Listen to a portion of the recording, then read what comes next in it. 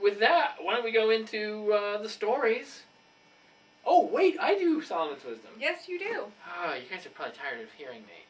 Oh, It's well. okay, it's okay. All right, well, Solomon. All right, the bad side of Solomon, he winds up with a lot of wives, a lot of foreign wives, a lot of tolerance towards kind of an anything goes, wild, swinging Jerusalem. Yeah. Solomon, the really super positive thing, the thing that you always want to know about Solomon, God comes to him in a dream and says, what do you want? You want power? You want money? What do you want? And Solomon could have anything that he wanted on earth. He asks for wisdom. This is like the genie, where you rub the genie and get the... Yeah. It's weird, because it's a really wise choice. Yes! So he already has some wisdom. Ask for that. So, interesting. It is indeed. That he asks for more wisdom. Hmm. Kind of like when Socrates says, like, true wisdom is knowing that you don't know things. Right. But you'd have to know that to know that you don't know it. Yeah. Ah. Do your heads hurt?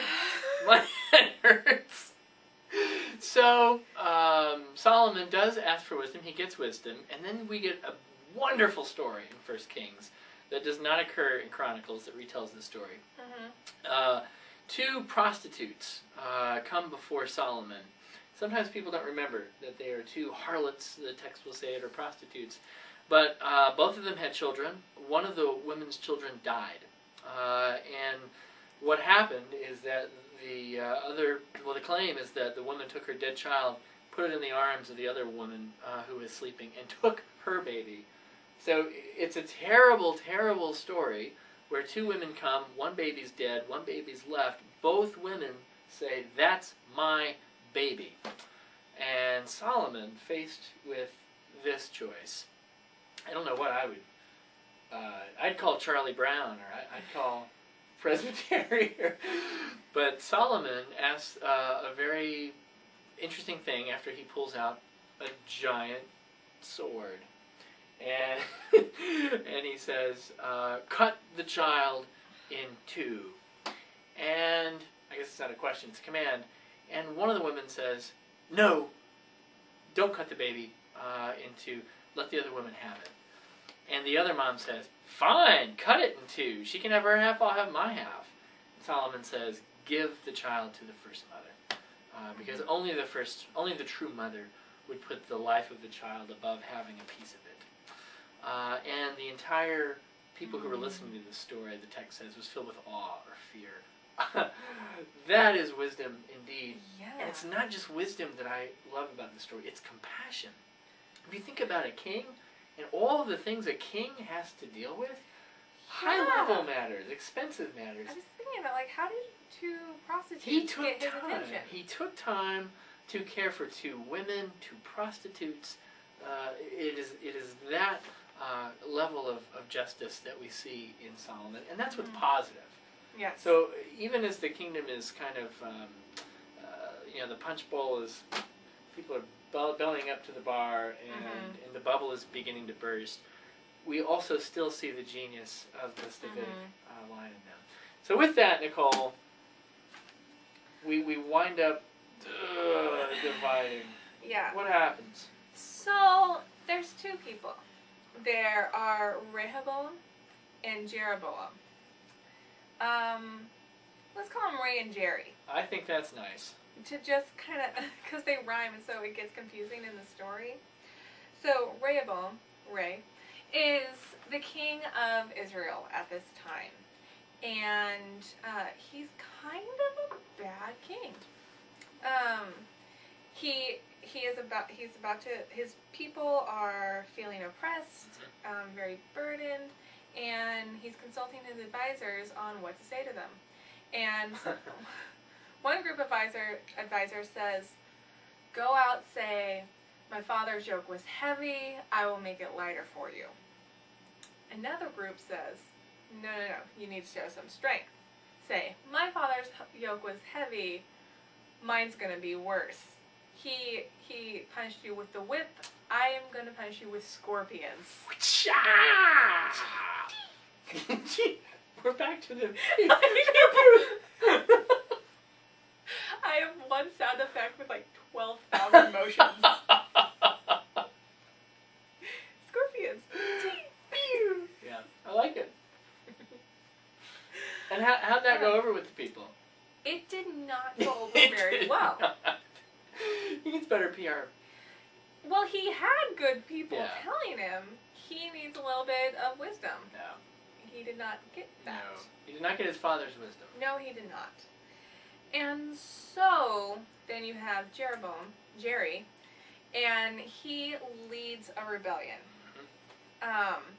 And the Israelites follow him, except for the tribes of Benjamin and Judah. Yeah. And so what happens is the kingdom splits.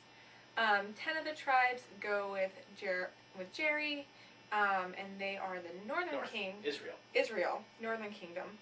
And then, and they've abandoned the Davidic line. We should say that because it's important. And then Judah, so the tribes of Judah and Benjamin stay with Rehoboam, with Ray, and form the kingdom of Judah. And that's how you get the divided kingdom. Great tragedy in the history of Israel. Yeah. And ever since this point, you need to know the term Israel. It may mean the whole people, but it probably means the northern kingdom. Yes. And Judah always means the southern kingdom. And when we talk about the prophets coming up, a prophet will either be a prophet in the northern kingdom or the southern kingdom, and it'll make a big difference. It really will, Yeah. because they have different problems going on. Jerry was a terrible king. No, we don't get a whole lot of good kings on either side, after this. Yeah, and that's why it gets kind of confusing. It is that does. they're both kind of on downward spirals, but have very particular histories and particular prophets that go with their downward spirals, which we will be talking about with the prophets. And we'll see the dissolution of both kingdoms in 2 Kings, which we'll get to in just a bit. The last person we want you to know, and this is what's great about these books, just as they're able to tell you this big picture overview and tell you about all these different kingdoms, they also can focus in and give you a great story like the one with Solomon, and the whole great story about a guy named Elijah the Tishbite. And I don't know what a Tishbite is, but he was a wild guy, and one that you want to know about, mainly because he's a prophet. And one of the kings that he prophesies against is Ahab, who comes up in American Lit with Moby Dick. Moby Dick. Arr! Captain Ahab. Exactly. So Elijah he is a prophet, and he has a king he prophesies against. But more than that, he's not just a prophet against a king, he is a healer and a worker of wonders. Does that sound like anybody you know of? Yes. It's Sunday school. It's on the tip of my tongue. What's always the answer? Jesus! Exactly. Yes.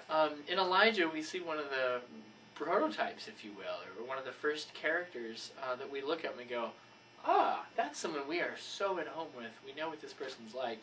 He speaks truth to power, as well as heals and cares for the least of these. Elijah starts out and with Ahab, who is a greedy king. Ahab has a wife, Jezebel, which you may or may not have heard of, a painted Jezebel. She got eaten by dogs. It's a bad way to go. It's a bad way to go. But deserved, because she was a nasty piece of work. Ahab knew this guy named Naboth, and he wanted Naboth's vineyard, but he wanted it, but he knew his boundaries. Jezebel said, just take it. He said, well, I'm not just going to take it. So you know what she did? This is great. She writes a letter purporting to be Naboth, saying that Naboth is going to overthrow the king. And of course, when that letter is found out, they kill Naboth, they execute him for going against the king. And then guess who gets to take his lands? Ahab! It's brilliant! And Elijah alone goes and confronts Elijah. And when... confronts Ahab. Ahab, thank you. Elijah confronts himself. It's the man in the mirror. More Michael Jackson. It is. The king of pop. Who had his own set of problems. He did, don't we all? Sermon for another time.